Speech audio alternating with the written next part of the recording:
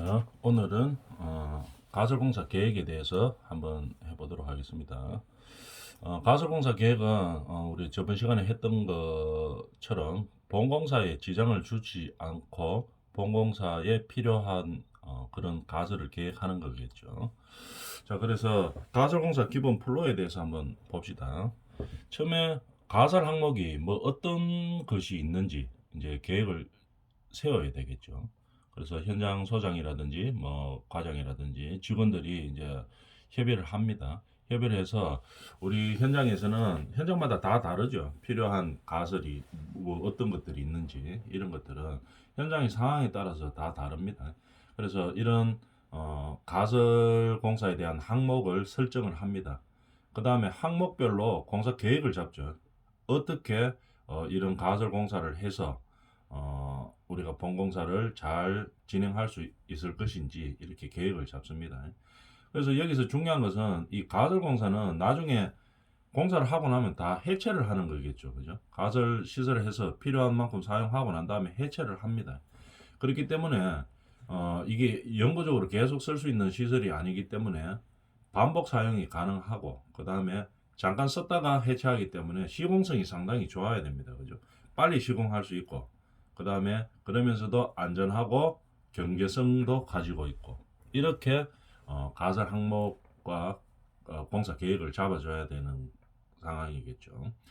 그래서 이렇게 경제성과 안전성을 검토한 다음에 공사 승인을 합니다. 그죠? 승인을 받아서 그 다음에 집행을 하면 되겠죠. 이런 과정을 거쳐서 가설 공사가 진행이 되는 거겠죠. 근데 가설 공사를 할 때 유의해야 될 사항들을 한번 알아봅시다. 어떤 점을 유의해야 되느냐? 제일 중요한 것은 본공사에 지장을 주면 안 됩니다. 예를 들어서 본공사를 하는데 이게 가설이 먼저냐? 그러면 본공사가 먼저냐? 당연히 본공사가 먼저겠죠, 그죠? 그래서 본공사를 하는 공사를 진행하는데 예를 들어서 뭐 필요한 면적이라든지 필요한 위치라든지 이런 것들은 본공사가 우선이 돼야 되고 그 나머지 위치에다가 나머지 기간에 그러니까 공사 기간 본공사하고의 기간 말고 그 다음에 본공사의 기간에 영향을 주지 않는 그런 기간 장소 뭐 이런 것들에다가 가설 공사를 해줘야 되겠죠. 그 다음에 설치 시기도 어떻게 됩니까? 본공사에 영향을 주는 만큼 그런 시기를 측정하면 안 됩니다. 그죠? 그래서 본공사에 영향을 주지 않는 설치 시기를 잘 설정을 해야 되겠죠. 설치 시기도 본공사에 영향을 미치지 않는 범위 안에서 설치 시기를 우리가 생각을 하고 설치를 해야 된다 이런 얘기입니다. 그 다음에 규모의 적정성. 이 가설공사는 뭐 필요 이상으로 너무 뭐 웅장하게 한다든지 너무 뭐 크게 한다든지 이렇게 하면은 비효율적이죠. 그래서 딱 쓸 수 있을 만큼만 적절하게 필요한 만큼만 적절하게 적절성을 가지고 그렇게 공사를 해줘야 됩니다. 왜? 나중에 결국 철거할 것이기 때문에 공사할 때 안전하게 하고 그 다음에 경제성 있게 하고 빨리 조립 해체할 수 있고 반복 사용할 수 있게 하고 이런 게 중요한 거겠죠. 그 다음에 공기라든지 비용이라든지 안정성, 시공성 등의 적합한가를 검토해서 이 정도면은 우리가 뭐 안전이라든지 시공이라든지 뭐 비용이라든지 그 설치 기간이라든지 이런 것들이 전부 적정하다 이렇게 판단됐을 때 이걸로 하자 이렇게 결정을 내리는 겁니다. 자, 그래서 요거를 다시 한번 세부적으로 보면 이제 이런 식으로 돼가 있겠죠. 처음에 준비를 시작하겠죠. 준비 작업. 그다음에 준비 작업은 뭐 어떻게 합니까? 대지를 조사를 하고 그다음에 착공 준비를 하고 이럴 때 이제 가설 공사를 어떻게 하겠다 하는 그런 준비를 합니다. 그다음에 이제 현장 주변에 공해를 어떤 문제가 있는지를 현장 상황을 잘 검토를 해야 되겠죠. 이 현장마다 다 다릅니다. 가설 계획을 잡을 때는. 그래서 현장에 주어진 여건에 맞게 가설 계획을 잡아줘야 되겠죠. 그 다음에 건물 위치를 확정이 되고 가설 계획을 잡습니다. 그 다음에 건물 위치를 확정을 잡게 되겠죠. 본 건물이 들어올 위치. 그럼 그 위치를 잡아놓고 그 본 공사가 진행되는데 지장을 주지 않게 바깥쪽에다가 해야 되겠죠. 예를 들어서 건물 위치가 확정되면 우리가 건물이 어느 만큼 어떤 자리에 들어온다 하는 줄을 칩니다. 그죠? 먹줄 놓는다고 이야기하죠. 그죠? 그래서 줄을 놔보고 그러면 요렇게 건물이 이 위치에 들어오니까 이 건물에 영향을 주지 않는 위치에서 우리가 가설 계획을 잡아줘야 된다. 뭐 이렇게 이제 우리가 계획을 세울 수가 있겠죠. 이렇게 건물 위치를 확정하고 가설 공사를 진행할 위치를 잡아보는 거겠죠. 그 다음에 장비 및 가설 시설 위치를 확정합니다. 건물 위치가 확정되면 그러면 나머지 공간이라든지 이런 위치에다가 어떤 크레인 장비는 어디다가 놓고 그 다음에 뭐 어떤 장비는 어디에 놓고 어떤 시설은 어디에 놓고 뭐 이렇게 가설 시설을 이야기하는 거겠죠. 이렇게 이제 위치를 잡아보는 겁니다. 그 다음에 이동 계획도 잡아보고 그 다음에 이동한 다음에 설치하고 그 다음에 철거하는 계획까지 이렇게 잡아보는 거겠죠. 그 다음에 우리가 철거 계획까지 다 세워줘야 됩니다. 그죠? 왜냐하면 원상복구를 해야 되기 때문에 가설 시설물을 정리한 다음에 어떤 위치에 하고 그 다음에 철거하겠다 하는 그런 계획까지 들어와 줘야 된다는 얘기겠죠. 그래서 가설공사 플로에서 가장 우리가 중요한 것은 뭐 건물의 본공사에 지장을 주지 않는 위치와 기간에 가설공사를 하고 그 다음에 원상복구를 해줘야 된다. 이게 이제 가설공사에서 가장 중요한 얘기가 되겠죠. 가설 시설이나 장비에 대해서 한번 알아봅시다. 그 다음에 우리가 가설 시설을 할 때는 뭐 줄치기, 규준털, 먹줄 놓는 거, 건물 위치를 잡는 거, 그 다음에 규준털, 수직, 수평을 보는 거 이런 것들이죠. 자세한 내용들은 뭐 어떤 거냐 하는 거는 우리가 진도 나갈 때 뒤쪽에서 이제 그 해당 단원에서 이제 자세히 나오는 거고 지금은 가설 쪽에 대해서만 이야기하는 거겠죠. 가설 시설이나 장비는 어떤 것들이 있냐? 줄치기라든지 그 다음에 규준털, 그 다음에 아까 뭐 저번 시간에 봤던 가설 울타리라든지 공사용 출입구, 뭐 공통 가설이 해당되겠죠. 그 다음에 사무소, 창고, 뭐 숙소, 화장실. 지금까지 요건 다 공통 가설이죠. 공사하고는 별 관계 없지만 공사를 위해서 필요한 것들 이런 것들을 말하는 겁니다. 그 다음에 비계라든지 비계, 쌍줄 비계, 뭐 외줄 비계, 뭐 이런 것들이 많이 있죠. 이런 것들은 뭐 직접 가설에 해당되겠네요. 어떤 공사를 하기 위해서 딱 필요한 것들. 그 다음에 우리가 또 장비라든지 뭐 어떤 뭐 인력이라든지 뭐 여러 가지들이 왔다 갔다 할 수 있는 나중에는 이 도로가 필요 없지만 공사할 때는 필요한 거 이런 것들을 가설 도로라고 이야기하죠. 실제로 도로를 만들어서 사용하고 그 다음에 나중에서 이제 그 사용을 다 하고 난 다음에는 뭐 이 가설 도로도 해체를 하겠죠. 그 다음에 각종 양중 장비 이런 것들이 전부 이제 가설 시설에 해당됩니다. 전기, 수도, 통신. 공사하는데 전기, 수도, 통신 다 필요하죠. 그 다음에 뭐 안전시설 이런 것들을 전부 우리가 통칭해서 가설 시설이라고 이야기합니다. 이런 시설들을 하게 되는 거겠죠. 그럼 어떤 것들이 있는지 지금까지 배웠는 거 사진으로 한번 봅시다. 우리가 현장 근처에 이렇게 다니다 보면 이렇게 많이 대가 있죠. 여기에 가설 울타리 대가 있죠. 이자의 펜스로 보통 올라옵니다. 3m짜리 보통 많이 올라오죠. 이자의 펜스 3m 하고 그 다음에 위에 분진망도 이렇게 있네요. 한 2m 정도 해가지고 여기는 5m짜리로 뭐 규정이 있어서 이제 이렇게 했는 것 같네요. 가설 울타리가 이런 겁니다. 요게 가설 울타리죠. 요 그림에서 보이죠. 요 부분이 가설 울타리입니다. 그 다음에 공통 가설 현장 정문도 우리가 공사 현장에 다른 사람들이 막 들어오고 이래가지고는 안 되겠죠. 왜? 위험하기 때문에 그죠? 안전성에도 문제도 있고 뭐 여러 가지 문제가 발생할 수 있겠죠.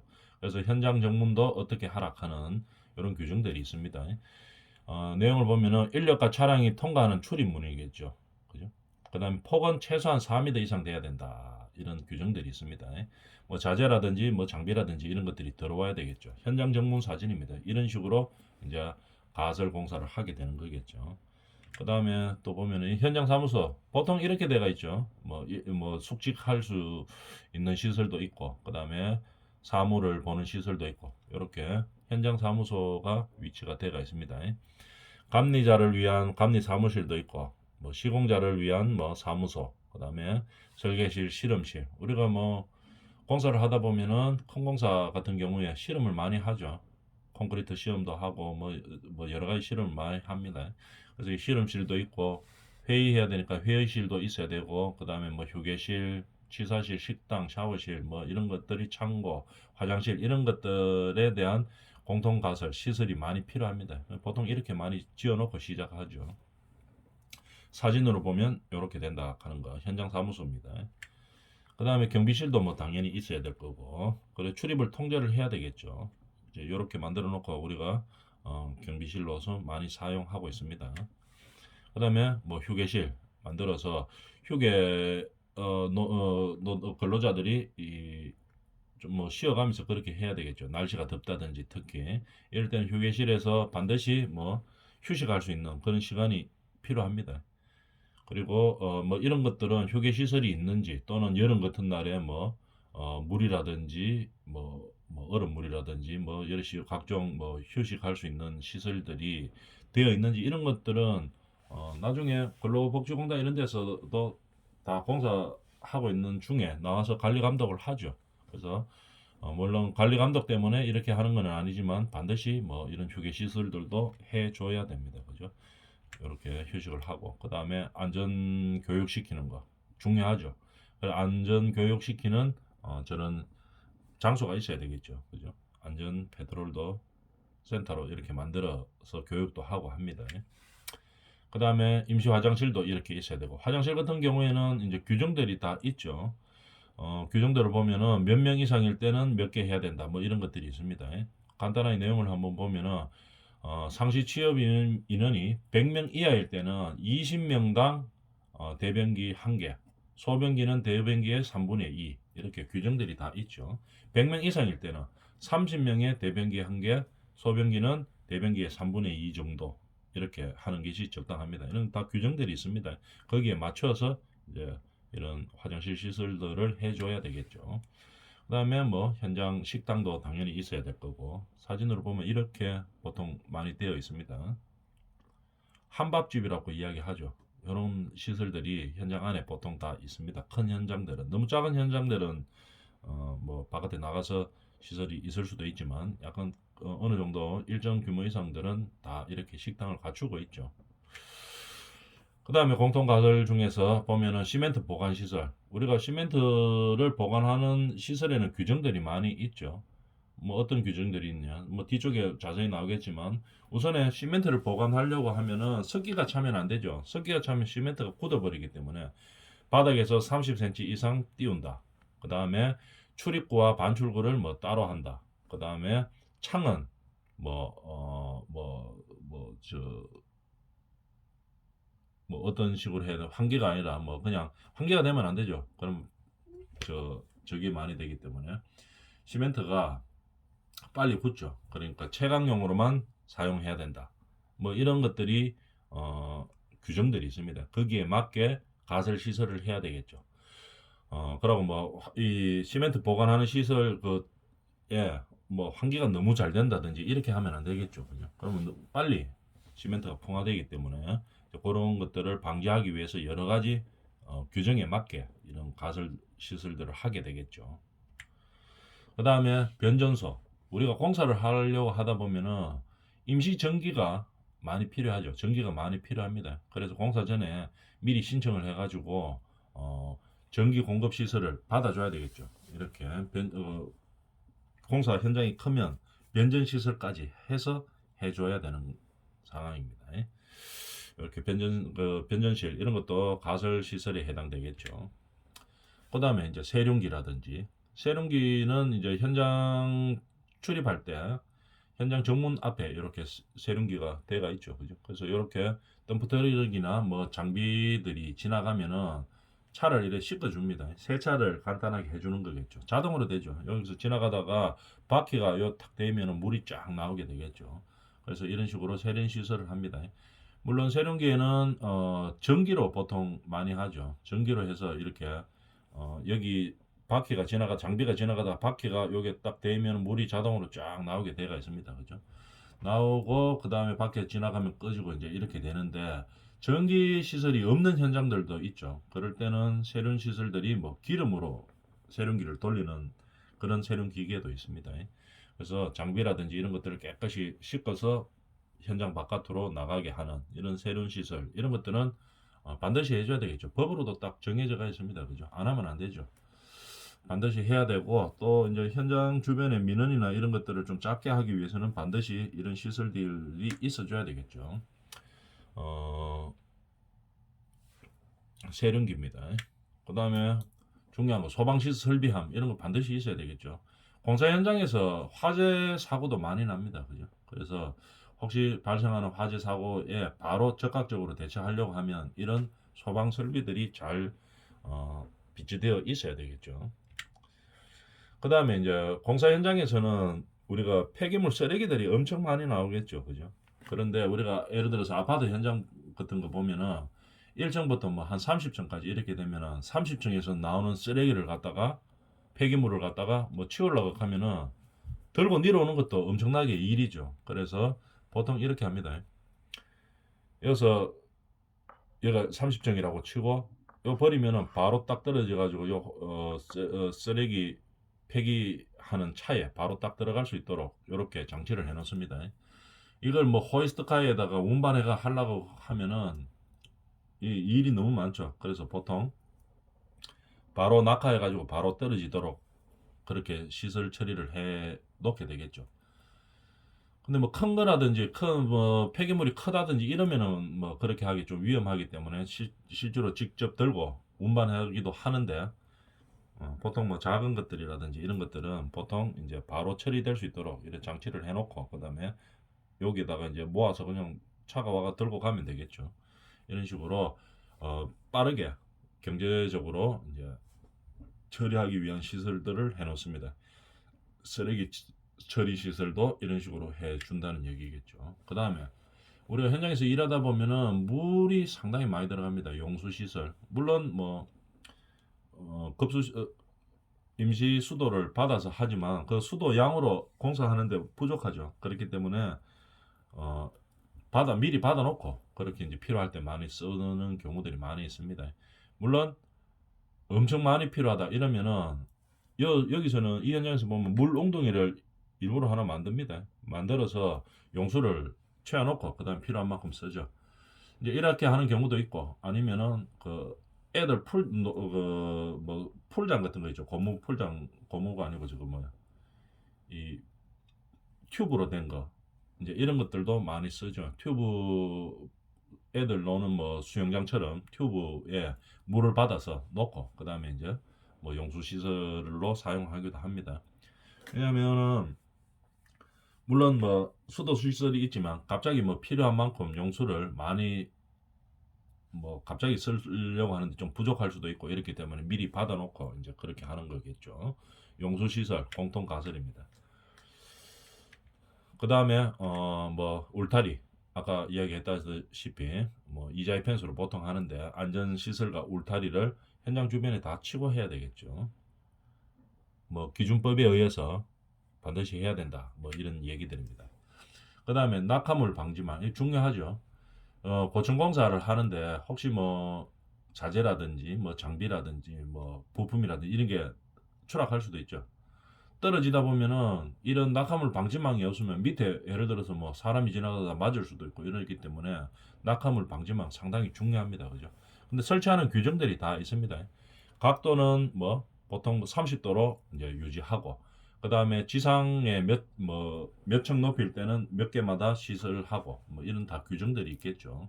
가설의 규정에 맞게 이렇게 시설을 해줘야 됩니다. 뭐 공사를 하다가 이 낙하물 방지망이 없으면은 이 고층 공사하기에는 상당히 위험하겠죠.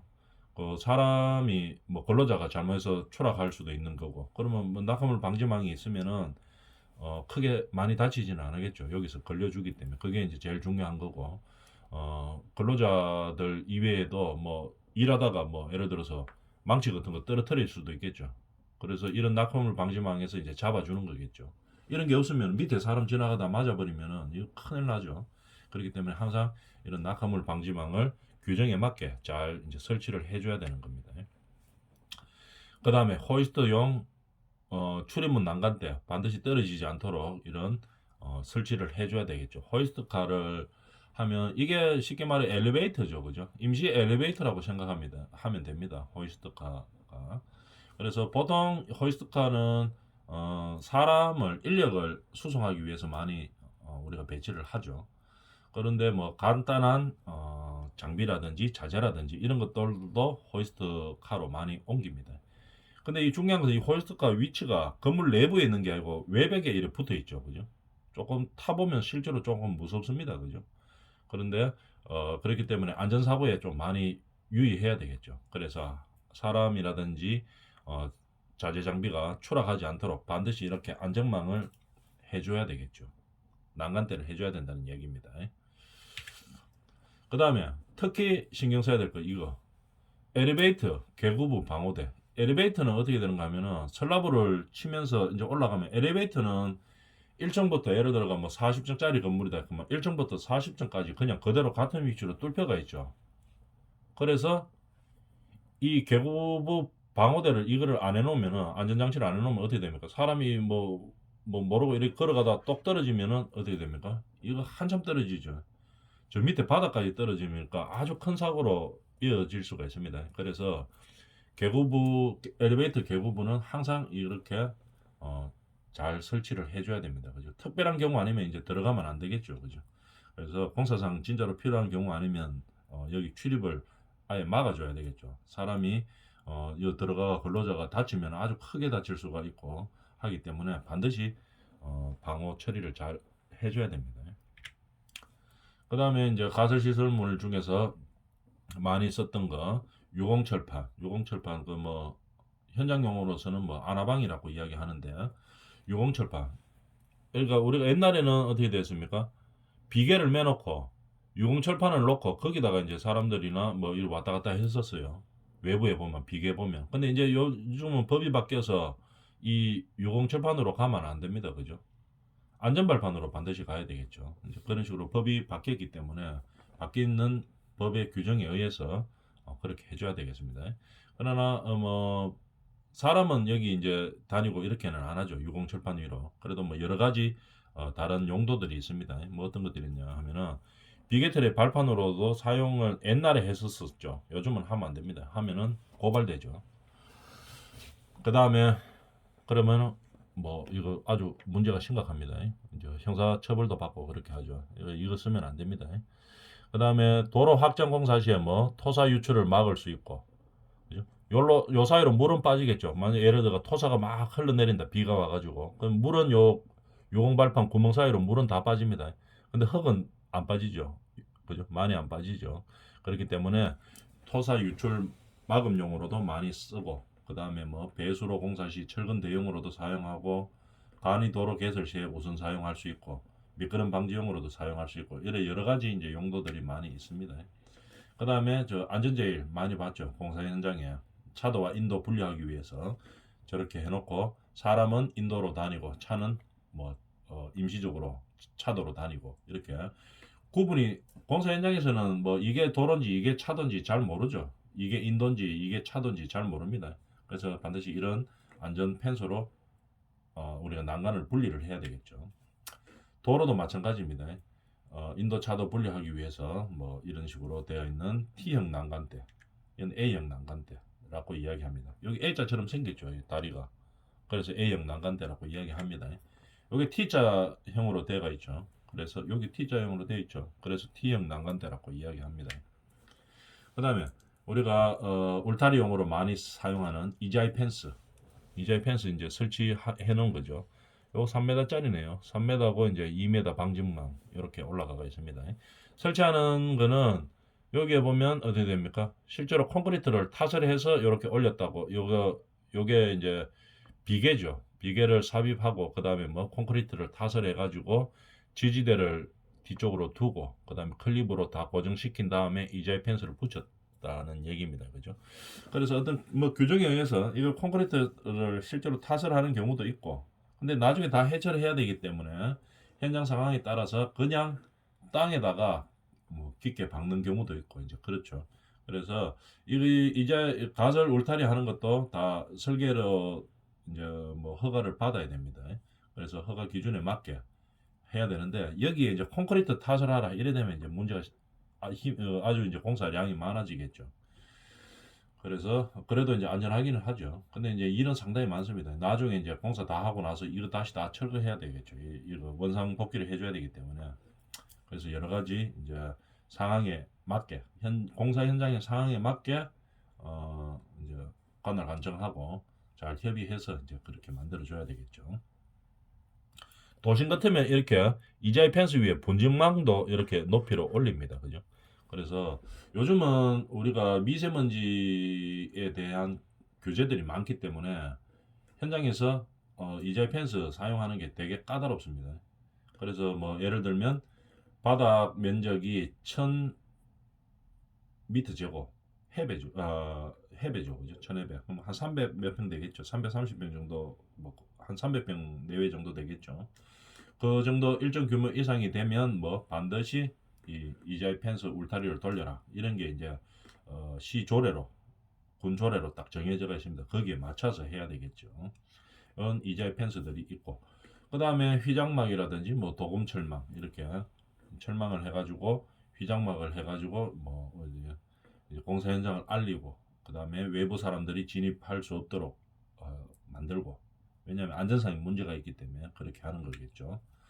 이런 현장이 되겠습니다. 그 다음에 아파트 현장에서 이제 분진망 이렇게 칩니다. 그죠? 먼지 같은 게 바깥으로 안 나가게 하기 위해서 분진망도 치고 각종 안전 표지판 보면 뭐 이런 거 어디서 많이 봤죠? 무제해, 안전모 착용 이런 것들 공사 현장에서 다 필요한 것들입니다. 이런 안전 표시들을 해놓으면은 아무래도 근로자라든지 이런 사람들이 지나다니면서 조금 더 신경을 쓰게 되겠죠. 그래서 이런 안전에 관계되는 가설 시설들이 많습니다. 그죠? 타워클레인 대표적인 가설 시설이죠. 근데 이 타워클레인을 설치를 하다 보면은 이게 임대료가 상당히 비쌉니다. 장비 임대료. 그래서 이게 딱 우리 공사장에서 필요한 효율적인 대수만큼만 딱 계산을 해가지고 그 위치에 필요한 만큼만 해야 되겠죠. 많으면 많을수록 좋지만도 이게 뭐 고가이고 그 다음에 타워클린이 있으면 본공사를 하는데 지장을 많이 주죠. 그죠? 그 본공사 하는 위치에 가가 있으면 안 되기 때문에 왜냐면 이 타워클린 설치하려고 하면은 이 자리를 많이 차지하죠. 작업 반경도 넓고 이렇기 때문에 그래서 항상 뭡니까 딱 적정량 필요한 만큼만 미리 계획을 잡아서 설치를 해야 되는 겁니다. 타워클레인. 그 다음에 아까 봤던 호이스트카 이 건물 외벽에 이쪽에 보이는 거 모르겠는데 다른 파일이 있죠. 파일에서도 보면은 여기에 건물 외벽 쪽으로 있는 엘리베이터입니다. 안쪽에는 설치할 수가 없죠. 아직 공사 중이기 때문에 그래서 바깥에 해가지고 사람 인력들이 이제 수송하는 거죠. 그 다음에 뭐 자재나 장비들도 작은 것들은 이걸로 계획을 잡습니다. 호이스트카 이런 것들도 가설 자재죠. 그 다음에 러핑 크레인 타워 크레인보다는 좀 작죠. 그죠? 작은 공사 현장에서 많이 씁니다. 그러면 이거 타워 리프트하고 크레인 기능이 첨가된 겁니다. 보통 이제 무거운 장비들만 이래 보통 들죠. 그죠? 근데 좀 작습니다. 작은 현장에서는 뭐 현장은 좀 작은데 예를 들어가 뭐 서울에 뭐 오피스텔 같은 거 있죠. 그죠? 뭐 한바닥 평수가 뭐 얼마 안 되는데 한 200평, 300평밖에 안 되고 그다음에 위로는 많이 올라간다. 한 30점 올라간다. 이러면 이제 이런 거 설치해가 하겠죠. 한 바닥이 뭐 예를 들어가 1000평이다 이러면 이 거리가 안 되죠. 그까지 안 되죠. 짧잖아요. 타워 크레인보다는. 그래서 이제 이런 현장에서는 러핑 크레인 이런 것들을 많이 설치합니다. 이런 것들은 무선으로 움직입니다. 그죠? 무선이란다. 이거 사람 없이 사람이 조정하는 게 아니고 밑에서 기계로 이제 조정을 하는 거겠죠. 목수 아저씨들이 보통 많이 해줍니다. 그죠? 다 사용하고 아니면 조금 큰 현장 같으면은 여기서 이제 전담하는 사람들이 있겠죠. 타워 크레인보다는 좀 작은 거. 여기 위치를 보면은 본 건물 바깥에 이렇게 배치해가 있겠죠. 그죠? 이런 형태로 나와야 되겠습니다. 본 건물 밖에 이게 설치가 돼가 있죠. 그래야지 나중에 해체하고 나면 이 본 건물이 영향을 안 주는 거겠죠.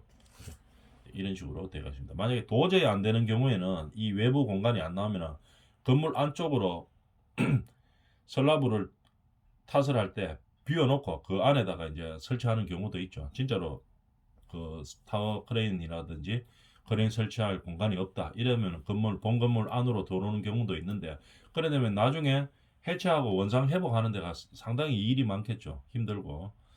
그렇기 때문에 가급적이면 본공사에 지장을 안 주는 이 바깥쪽 위치 이런 데 있어야 줘야 된다 하는 거를 알아주면 되겠습니다. 단간 비계죠. 이런 비계들을 이제 묶어서 우리가 사용을 하게 되겠습니다. 다 묶어서 이렇게 합니다. 비계들을 뭐 클립으로 이제 고정해 가지고 하는 거겠죠. 고정 클립도 있고 회전 클립도 있습니다. 바뀔 수 있는 거 이런 클립들로 이제 비계를 고정시키는 거겠죠. 그 다음에 이제 그 비계를 밑에 받치는 받침대도 이렇게 있습니다. 연결피는 이렇게 돼가 이쪽에서 단간 비계 끼우고 이쪽에서 끼우고 이제 이런 식으로 되는 거겠죠. 비계틀 우리가 PT 아시바라고 이야기하겠죠. 보통 우리가 작게 작은 뭐 예를 들어가 뭐 높게 올라가는 게 아니고 뭐 조그만 높이에 올라가서 이제 일을 해야 된다 이러면은 우리가 요즘은 뭐 렌탈 장비라고 해가지고 자동으로 쭉 올라가고 이런 게 있죠. 근데 그런 거 설치하기가 조금 애매하고 고정식으로 필요하다 이러면은 PT 아시바 보통 PT 아시바라고 이야기합니다.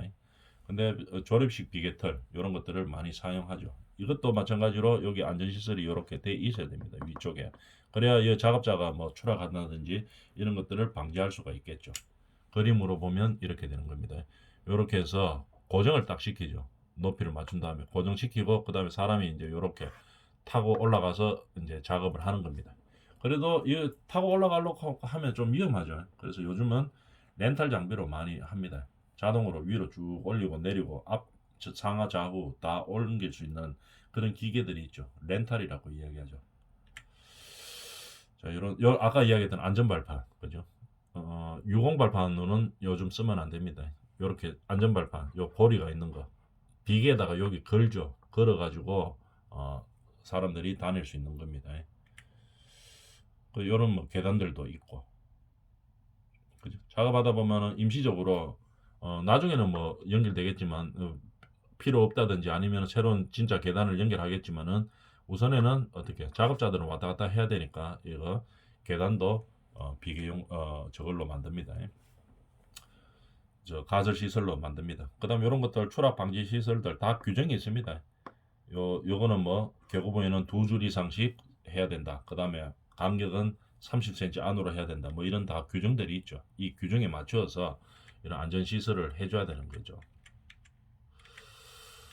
자, 그 다음에 블라켓은 시간이 좀 많이 드니까 좀 다음 시간에 하도록 하겠습니다. 안전 설비에 대해서 이제 지금 하고 있죠. 오늘 이번 시간은 여기까지 하고 다음 시간에 또 하도록 하겠습니다. 블라켓부터.